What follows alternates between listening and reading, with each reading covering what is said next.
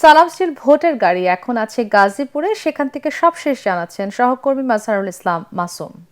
গাজীপুরে সর্বাধিক প্রার্থী হিসেবে মনোনয়ন দাখিল করেছেন 2 আসনে, সেখানে 18 জন প্রার্থী তাদের মনোনয়ন দাখিল করেছেন। বিএনপির 5 জন দলীয় প্রার্থী ছাড়াও একাধিক বিদ্রোহী প্রার্থী এখানে রয়েছেন, যে কারণে বিএনপির একটু নির্বাচনে তাদের যদি বিদ্রোহী প্রার্থীগণ অংশগ্রহণ করেন সেই ক্ষেত্রে নির্বাচন করতে একটু কঠিন অবস্থানে থাকতে হবে।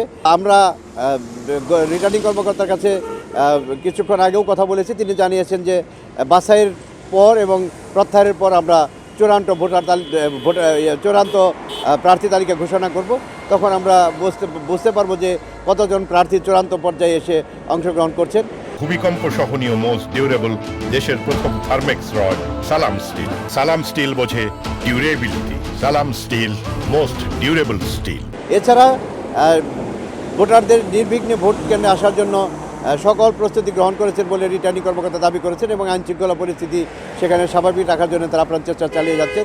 এই ছিল আমার কাছে গাজীপুরে ত্রয়োদশ জাতীয় সংসদ নির্বাচনে 5টি আসনে যে 53 জন প্রার্থী তাদের মনোনয়নপত্র দাখিল করেছেন এবং আগামী 3 তারিখ বাছাই অনুষ্ঠিত হবে তার সর্বশেষ খবর।